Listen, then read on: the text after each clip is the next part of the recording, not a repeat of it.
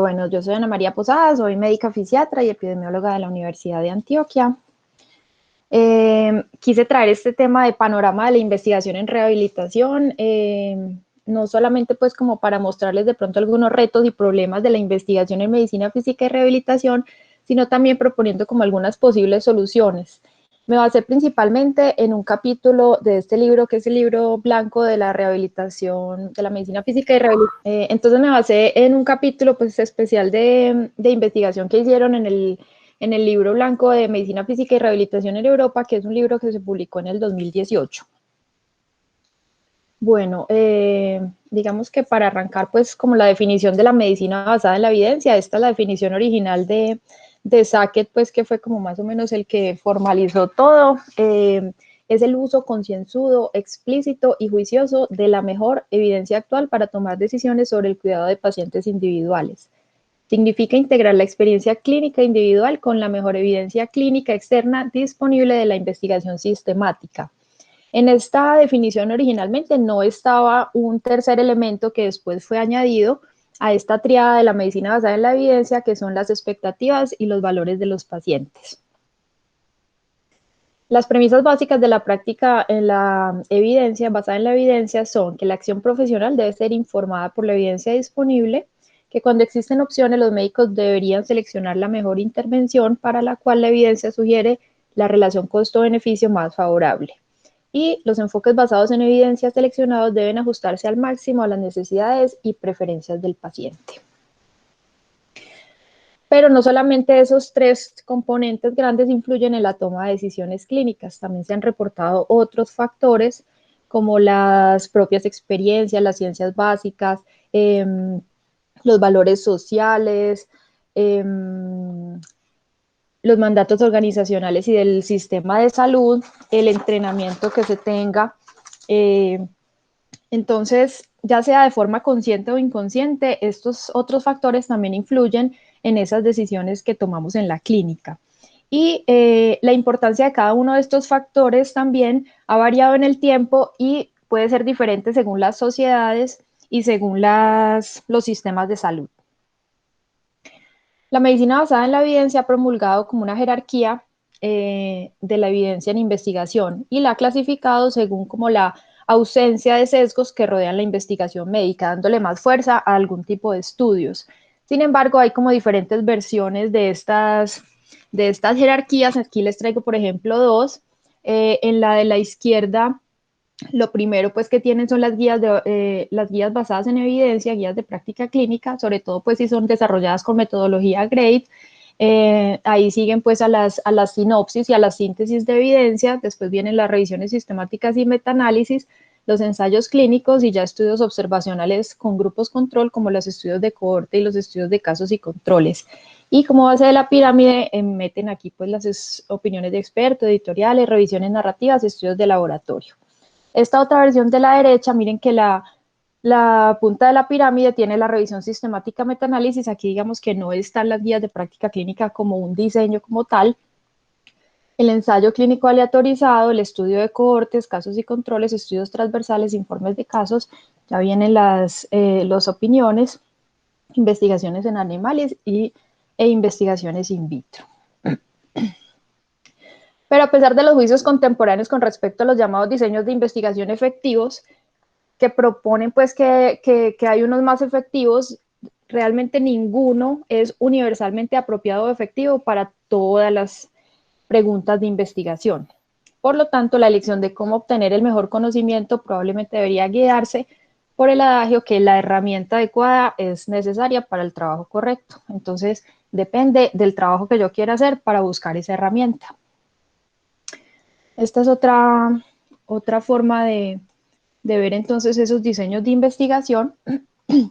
Aquí estoy hablando solamente de investigaciones cualitativas. Aquí no me voy a meter en el campo de la investigación cualitativa, que también pues es un complemento a estos diseños.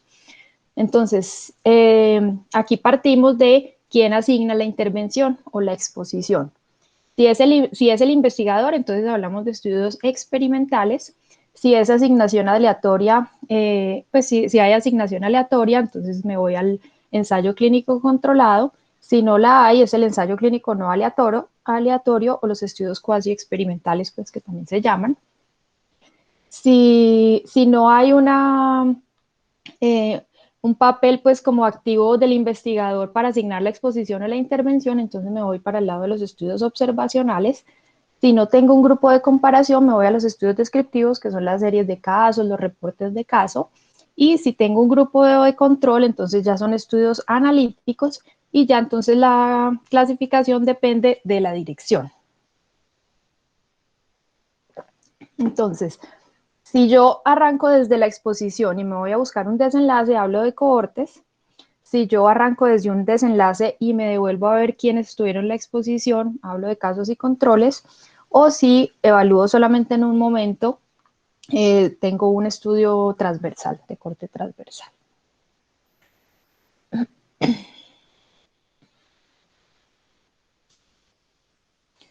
Bueno, esto es como otro tipo de ver entonces los tipos de diseño.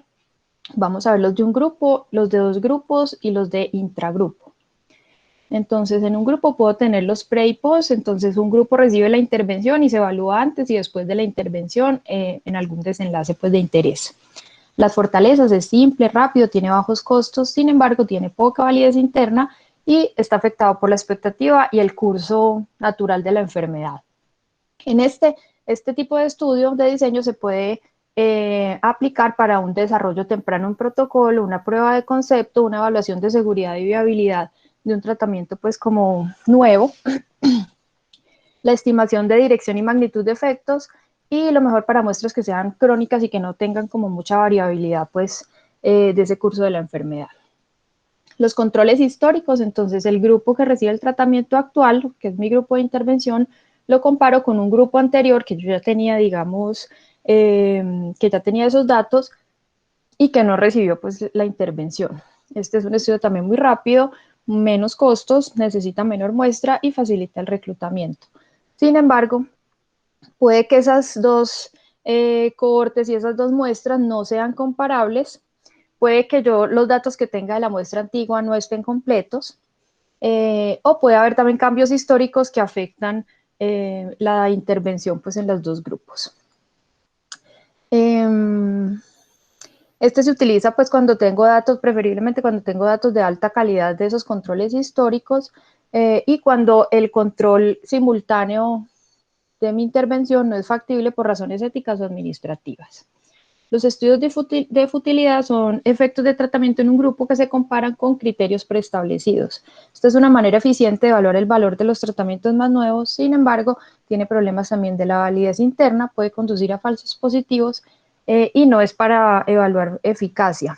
Se utiliza en una etapa temprana del desarrollo de tratamiento también. Bueno, ya estos son comparaciones entre sujetos, entonces aquí está pues el ensayo clínico aleatorizado que muchos consideran pues que es como el único estudio válido y no es así, y ese incluye pues diferentes variantes. En este tipo de estudio los participantes que son comparables se asignan aleatoriamente a dos o más condiciones. Lo que uno busca con esa aleatorización es que los grupos queden lo más parecido posible o digamos distribuidos pues en dos o más grupos y que las diferencias que se encuentren sean solamente debidas al azar. Las fortalezas es que es un criterio estándar para pruebas rigurosas de validez interna, especialmente cuando la eficacia es la pregunta principal, o sea, es el diseño ideal para evaluar eficacia. Los diseños multibrazo pueden ganar eficiencia y economía al compartir controles. Las limitaciones es que en unos casos, si la muestra es altamente seleccionada, esto nos va a afectar la validez externa, o sea, no se van a poder extrapolar esos resultados. Es costoso, es difícil de administrar, a veces hay dificultad para lograr construir grupos de control apropiados.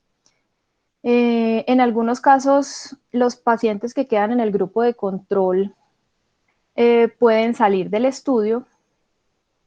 Entonces, esas son como algunas de las limitaciones. En las aplicaciones, entonces puede responder preguntas sobre los mecanismos de efectos del tratamiento, las pruebas de eficacia de tratamientos o sus componentes en comparación con si hay tratamiento o un tratamiento simulado, en el caso de que haya un estándar ya pues como de la atención, en el cuidado usual o tratamiento establecido, si existe, y diferentes dosis o variaciones de los tratamientos en que se sabe que son eficaces.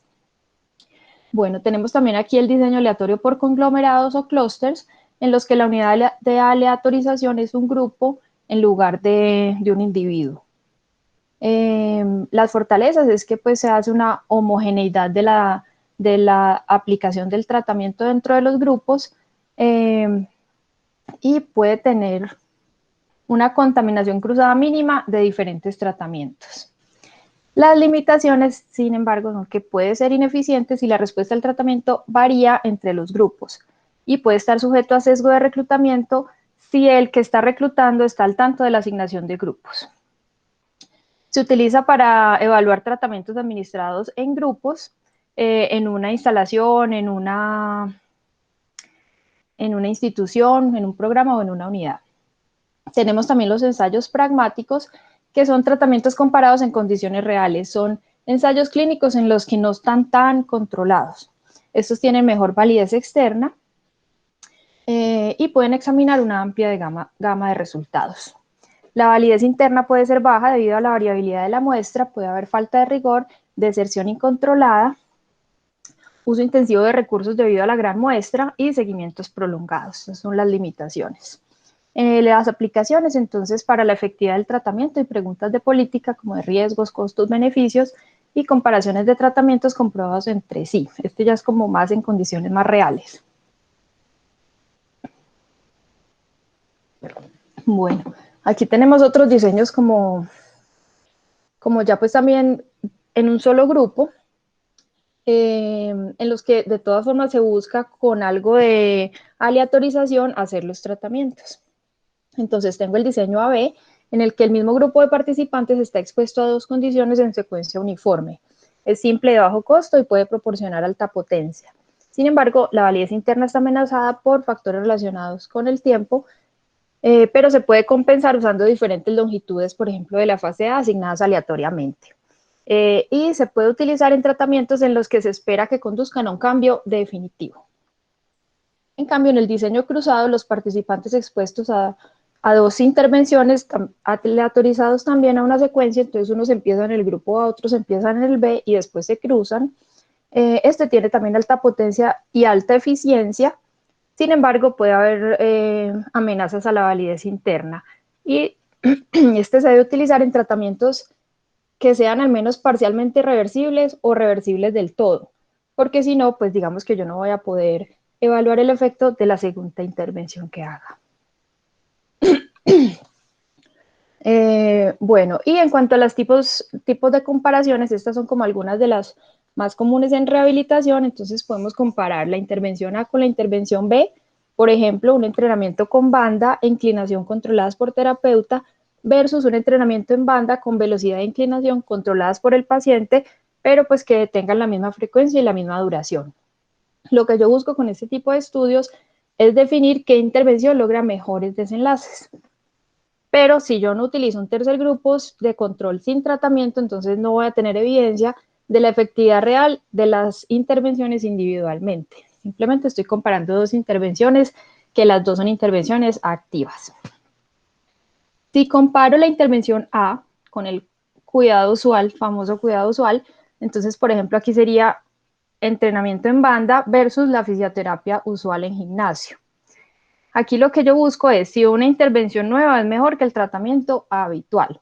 ¿Cuál es el problema? Que los hallazgos son solo significativos si está muy definido qué es ese cuidado usual y cómo difiere de la intervención experimental. Este es uno de los que vemos como más frecuentemente en los estudios de rehabilitación. Tenemos también la intervención A versus una intervención simulada. Por ejemplo, estimulación directa transcraneal versus estimulación transcraneal simulada.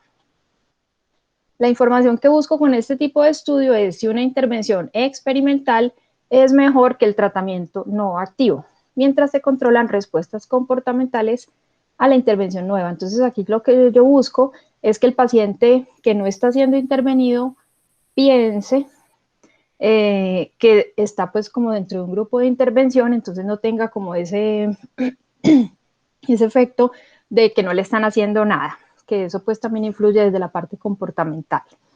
Sin embargo, esta intervención simulada pues debe ser inerte y debe ser convincente para que sí sea un grupo control efectivo, porque si no es inerte y tiene algún tratamiento activo, pues algún componente activo, entonces esto va a tener pues puede tener un efecto de tratamiento inesperado que va a enmascarar el beneficio del tratamiento experimental.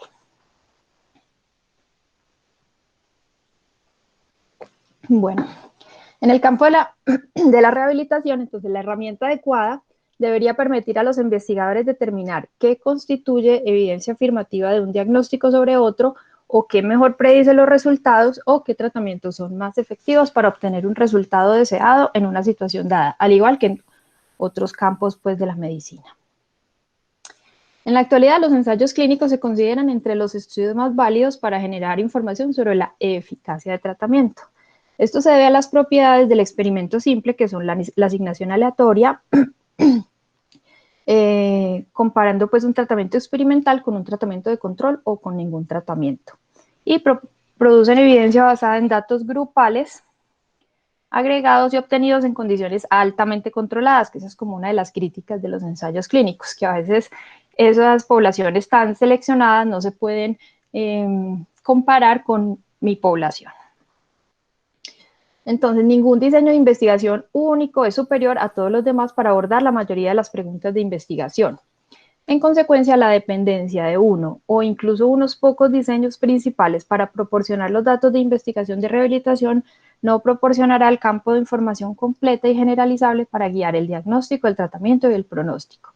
Entonces, tenemos que conocer todos los posibles diseños y elegir el apropiado para responder la pregunta de investigación.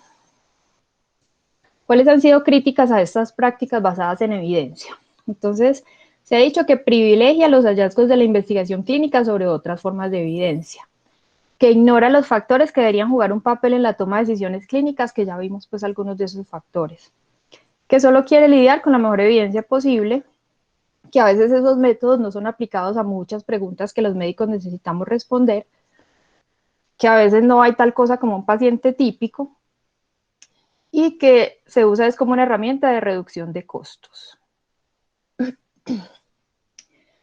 Y la medicina física y rehabilitación pues ha respaldado completamente los principios de la medicina basada en la evidencia y ha hecho un gran progreso durante las últimas décadas. Este proceso es complejo porque la medicina física y rehabilitación tiene sus raíces en la biología, pero también se extiende a las ciencias del comportamiento. Entonces ellos comparan aquí como una línea continua entre la biología y el comportamiento. Y pues y cómo la medicina física y rehabilitación se mueve como en esa línea continua, dependiendo de lo que uno quiera responder, por ejemplo, en términos pues, de investigación. Entonces, esta doble naturaleza requiere una gran versatilidad en la realización de la investigación, dependiendo de la ubicación del tema de investigación a lo largo de este continuo de biología y comportamiento. Por estas razones, la investigación de rehabilitación no se adapta cómodamente a algunos de los enfoques estándar de la ciencia básica y a las intervenciones de la investigación biomédica. Además, la investigación comportamental a menudo se considera, según el modelo reduccionista determinista, como cualitativa o subjetiva. Entonces, las diferencias clave entre la investigación biológica y la comportamental se relaciona con las variables analizadas, los métodos estadísticos y los diseños de investigación. Adicionalmente, pues aquí en este capítulo ellos dicen que la medicina física y rehabilitación, pues como todos sabemos, adoptó la clasificación internacional de funcionamiento, discapacidad y salud como concepto para su práctica clínica. Y esto implica que una serie de variables y de factores, como estructuras, funciones corporales, factores personales y ambientales, influyen en la realidad del paciente, pero todo esto contrarresta la estandarización de los procedimientos que es necesaria en investigación. Entonces hay unos retos para la investigación en rehabilitación, hay un reto ético con los derechos de personas con discapacidad para el acceso equitativo a la medicina de la rehabilitación y a la calidad de vida en sociedad. Un reto de salud pública con la demografía de enfermedades crónicas y el desarrollo de deficiencias relacionadas con el envejecimiento, así como el impacto social de la investigación. Un reto científico con el desarrollo del conocimiento científico y médico en todos los campos. Un reto tecnológico demostrado por el uso cada vez mayor de laboratorios de imágenes, investigación con actividades interdisciplinarias, el desarrollo de la medicina electrónica y de la robótica también hace parte de este reto. Un reto económico con el aumento de los gastos de salud a nivel estatal y del costo de la investigación. Los proveedores a menudo buscan evidencia de la costo efectiva de la rehabilitación y por lo general requieren que se evalúen los servicios en su conjunto, porque la práctica de medicina física y rehabilitación produce resultados a través de una serie o la interacción entre una serie de intervenciones. Rara vez se hace una intervención pues como individual.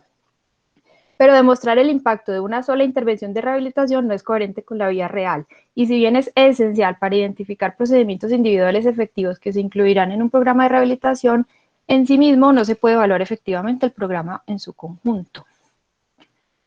Entonces, en épocas de atajos financieros cada vez mayores puede haber tendencias a mal uso de esta falta de evidencia por parte de los interesados de los sistemas de salud para reducir los costos. Y puede producirse una presión considerable por parte de la atención médica para no financiar procedimientos de diagnóstico y tratamiento en el campo de la medicina física y rehabilitación. Bueno, entonces aquí hay como un listado más o menos de los problemas. Entonces, muchas intervenciones de medicina física y rehabilitación son heterogéneas en su aplicación en cuanto a dosis, por ejemplo, intensidad, duración, frecuencia de aplicación, y difieren según la preferencia individual, tanto por parte de los médicos como de los pacientes. El número de investigadores es relativamente pequeño, aunque está creciendo rápidamente. La investigación no solo es por especialistas de medicina física y rehabilitación, sino también por investigadores en otro campo, como terapeutas, neurólogos y pues otras especialidades afines. La financiación es muy escasa y no se puede comparar con los grandes ensayos farmacéuticos pues, que tienen tantos patrocinadores. Todo esto contribuye a una peor calidad de los ensayos en comparación con estudios farmacológicos. Es por esto que estudios que se han realizado en el pasado en nuestro campo, estudios observacionales o con metodologías pues no tan efectivas, entonces a menudo no se incluyen en los metaanálisis y en consecuencia muchos de nuestros tratamientos específicos carecen de un mayor grado de evidencia. Esto lleva a un reconocimiento de eficiencia por parte de los médicos e investigadores de la comunidad científica y a una baja representación en los libros de texto, por ejemplo, de la medicina basada en evidencia. Por ejemplo, el uso de placebo en rehabilitación, entonces tiene pues también como ciertos desafíos particulares. Entonces, por ejemplo, la falta de estándares en las terapias de rehabilitación, la heterogeneidad de los tratamientos debido a diferencias de la habilidad del terapeuta, los problemas con el enmascaramiento adecuado, la interacción personal entre el terapeuta y el paciente, las creencias personales, la experiencia previa y la motivación, la falta de capacitación para realizar investigación clínica y el uso de dispositivos médicos, que a veces es muy difícil uno poder conseguir un placebo o un equivalente a un placebo para comparar un dispositivo médico. En cuanto al enmascaramiento, entonces también llamado cegamiento, denota la ocultación de información sobre las intervenciones asignadas a la hipótesis real del estudio de personas clave involucradas en un ensayo clínico, como participantes, proveedores de la atención, recolectores de datos, resultados y analistas de datos, asesores de resultados. Gracias.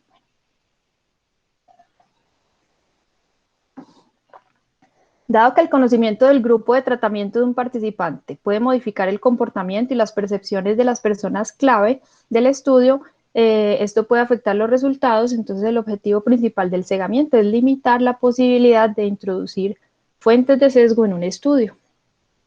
Las estimaciones del efecto tienden a exagerarse cuando hay una falta de cegamiento, y esto es particularmente cierto cuando las medidas de resultado involucran cierto grado de subjetividad, que es muy común también en nuestras investigaciones.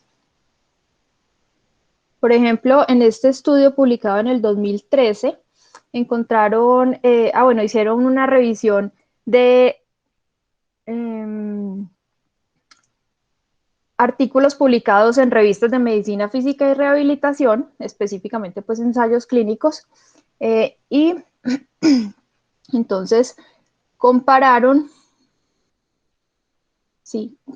las del 2000 con las del 2010.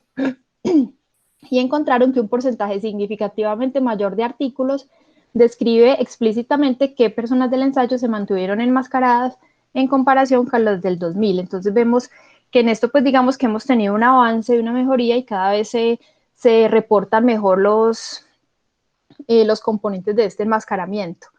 Entonces aquí dicen 79% en el 2010 versus 56.4% en el 2000. Encontraron también diferencias estadísticamente significativas en el tipo de control, si fue una intervención activa, si no hubo intervención o si se comparó con un placebo o con una intervención simulada. Y ellos reportan aquí quiénes fueron los que estaban cegados según el estudio. Entonces, en los estudios que eran con un enmascaramiento único, la mayoría de enmascarados eran los que recogían los datos y los que evaluaban los desenlaces. En los que se describían como estudios doble ciego o con doble enmascaramiento, los que más frecuente o la combinación que más frecuentemente tenía el doble ciego eran los participantes, los asesores de desenlaces o los evaluadores de los desenlaces y los proveedores de la atención. Y estaban otros tres también pues que estaban reportados, que eran la combinación de los que recogían datos y los participantes, los que evaluaban los desenlaces y los participantes, y los participantes, los que recogían datos y los proveedores de la atención. Y en los estudios en que no especificaban si eran con enmascaramiento único o doble, entonces los que más tenían el enmascaramiento eran los evaluadores de desenlaces y los que recogían los datos. Bueno, este otro que es el grupo de Negrini de Italia, ellos hicieron también una revisión sistemática evaluando el reporte y el enmascaramiento en ensayos clínicos en rehabilitación, y esta es como la conclusión. Ellos finalmente no encontraron pues como lo que estaban buscando, que era que compararan en los estudios de rehabilitación hacer un ensayo con enmascaramiento y sin enmascaramiento. Entonces la conclusión es que las ideas sobre el enmascaramiento versus el no enmascaramiento en ensayos clínicos no se han considerado en la literatura de investigación en rehabilitación. Y ellos proponen que una modalidad de terapia física es un elemento central único, o sea, una intervención individual, cuando la pregunta del estudio es sobre la efectividad de este elemento central único, se debe realizar un doble enmascaramiento en el ensayo clínico, pero que en otros ensayos clínicos en rehabilitación, donde las intervenciones son múltiples, el doble cegamiento no está indicado y no debería considerarse un criterio para la evaluación del riesgo de sesgos. Este es un estudio muy reciente, pues publicado ahorita como en marzo o en abril del 2020.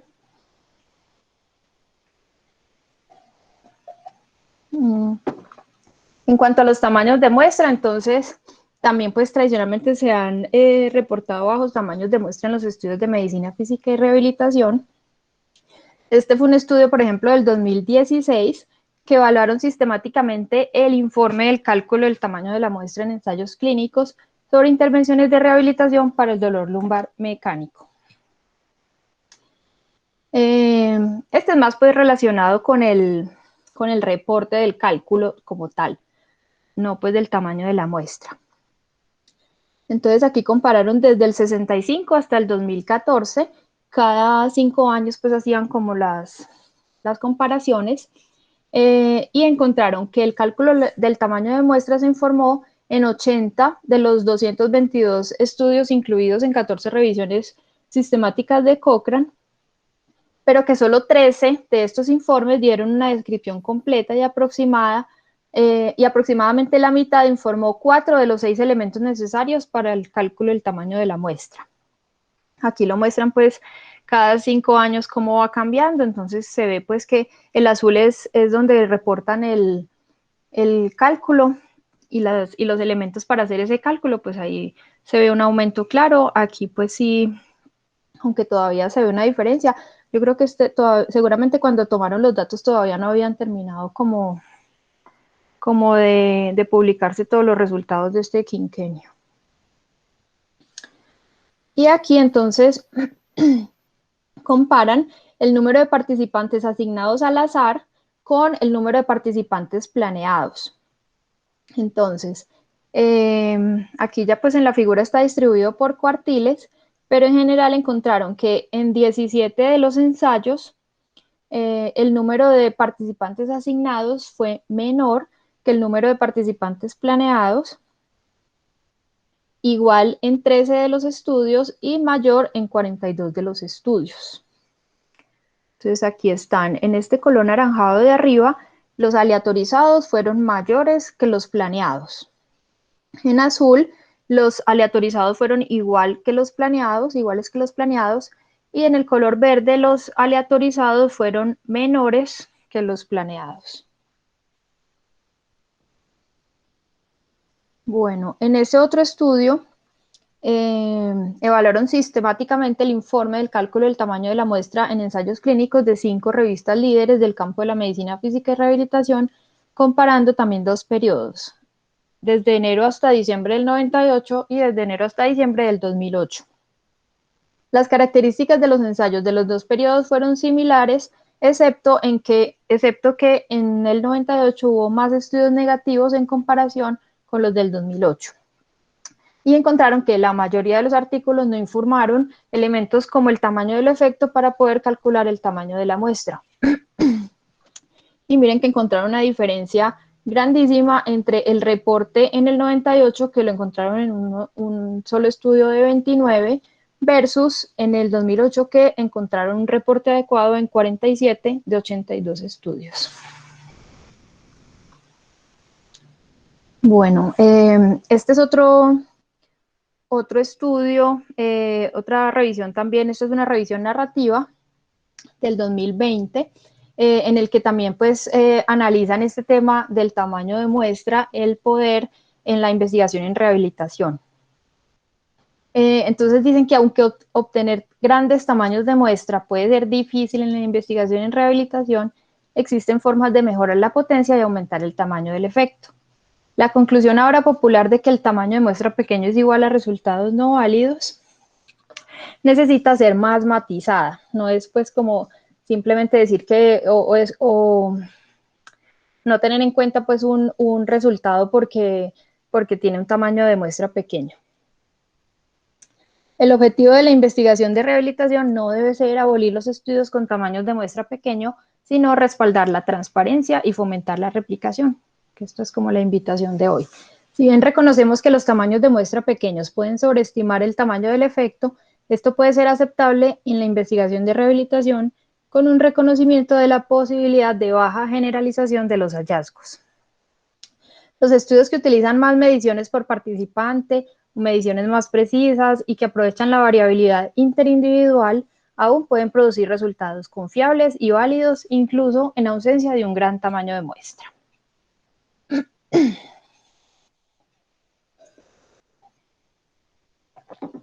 Bueno, aquí entonces, otra vez pues como condensando un poco estos problemas de la práctica basada en evidencia en rehabilitación. Entonces, tradicionalmente pues no existe como una evidencia exhaustiva en rehabilitación, no tenemos una gran cantidad de estudios, aunque esto pues cada vez va cambiando, como por ser una especialización relativamente nueva también. La investigación de rehabilitación produce evidencia de bajo nivel solamente. Los médicos necesitan una mejor formación para comprender y utilizar la evidencia de manera fructífera. Los entornos de rehabilitación deben hacer un mejor trabajo al entregar la evidencia cuando y donde los terapeutas, médicos y enfermeras lo necesiten. Pero entonces, ¿cuáles son las posibles soluciones para superar estos problemas? Entonces, mejorar la calidad en las investigaciones, aumentando tanto la calidad como la cantidad en las ciencias básicas en los laboratorios y en el nivel clínico también. Entonces, pues en este capítulo dicen que la realización de ensayos clínicos de alta calidad, aleatorios, controlados con placebo o con intervenciones simuladas es mandatoria, ya que solo estos ensayos son los que pueden incluirse en metaanálisis, proporcionar base para recomendaciones y guías de práctica clínica e implementarse en la rutina clínica diaria. Crear diseños de investigación específicos de la medicina física y rehabilitación, esta es como otra propuesta, que no se deberían transferir todos los principios de los ensayos farmacológicos directamente al campo de la medicina física y rehabilitación porque no funcionan de la misma forma. Entonces que se debe reconocer esta diferencia y hacer como nuestros propios diseños, incluso hay unos que proponen las propias listas de chequeo para la medicina física y rehabilitación. Un consort, por ejemplo, específico para los estudios de medicina física y rehabilitación debido a esas particularidades pues, de nuestra práctica. Entonces se necesitan métodos que sean sensibles a las características particulares de las intervenciones conductuales, educativas y psicosociales que caracterizan gran parte de la práctica de la medicina física y rehabilitación, no solo de esas intervenciones farmacológicas o biológicas que se pueden hacer. Estandarizar las intervenciones, entonces a menudo pues sabemos que no son homogéneas, que se deben también a falta de esa investigación básica, a las preferencias de los pacientes y los médicos, a las recomendaciones de los fabricantes y otros, y es necesaria esa estandarización para poder realizar ensayos con intervenciones que sean comparables. Transferir el conocimiento científico a la práctica clínica, entonces una vez obtenido el conocimiento, es muy importante transferir esa evidencia, por ejemplo, a guías de práctica clínica. Entonces esto no compete pues solamente a los fisiatras, sino también a todo el equipo de rehabilitación y subraya la importancia del fisiatra como líder del equipo terapéutico que promueve procedimientos basados en medicina basada en la evidencia en el proceso terapéutico y de rehabilitación. Y esto requiere entonces habilidades de comunicación adecuadas para convencer a todos los miembros del equipo e implementarlo en la rutina diaria. El entrenamiento en investigación también entonces es fundamental. Muchos médicos jóvenes tienen poca o ninguna formación formal en metodologías de investigación. Solo una minoría de los estudiantes está expuesta a proyectos de investigación reales durante sus estudios, generalmente por casualidad. Sin embargo, la situación está mejorando, pues esto es el contexto en Europa, que es de donde saqué esta información. La situación está mejorando lentamente por la introducción de componentes de investigación en los pregrados y en el plan de estudios de posgrado en muchos países. Esto representa una oportunidad para la medicina física y rehabilitación, ya que muchos estudiantes tienen un gran interés en participar en proyectos clínicos. Esto me quedó repetido. Se recomienda entonces que los docentes y colegas senior ofrezcan a los estudiantes de medicina la posibilidad de participar en un proyecto de investigación vigente, involucrándolos no solo en la recopilación de datos, sino también en ayudar a analizarlos e incluso desarrollar y publicar un texto científico. Y que debería exigirse que la exposición a la formación en investigación se convierta en una parte obligatoria de la formación de posgrado en medicina física y rehabilitación. Nosotros pues ya en esto digamos que ya lo tenemos pues como incluido. La educación en investigación, entonces los médicos que ejercen como académicos tienen tres funciones principales: brindar la mejor atención médica a sus pacientes, capacitar a los residentes y estudiantes y realizar investigaciones. Ellos dicen que muchas veces estos tres pasos parecen como alinearse en orden decreciente de importancia y no es así. Todo esto pues debería estar como en un mismo nivel. En esta era de la medicina basada en la evidencia, ningún médico tiene el privilegio de clasificarse a sí mismo como experto y evitar la necesidad de investigación. Entonces ellos dicen que si un médico cree que está tratando a sus pacientes de manera adecuada, primero debe probarlo, o sea, hacer una investigación, convencer a otros también, entonces una revisión por pares, y luego explicar y compartir el método a través de una publicación académica. De esta manera, otros colegas usarán ese método y probablemente mejorarán la eficacia de sus intervenciones.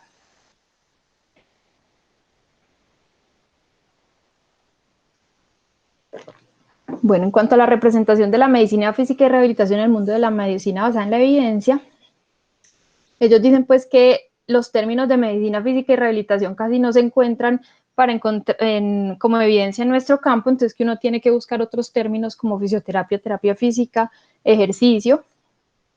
Pero, por ejemplo, ahora en el 2016 que se lanzó Cochrane Rehabilitación, entonces este es un paso importante para superar este problema. A través de Cochrane Rehabilitación, la evidencia disponible con respecto a rehabilitación se difundirá a los diferentes profesionales de la salud interesados mediante estrategias educativas de comunicación o publicaciones, y se abordarán cuestiones metodológicas.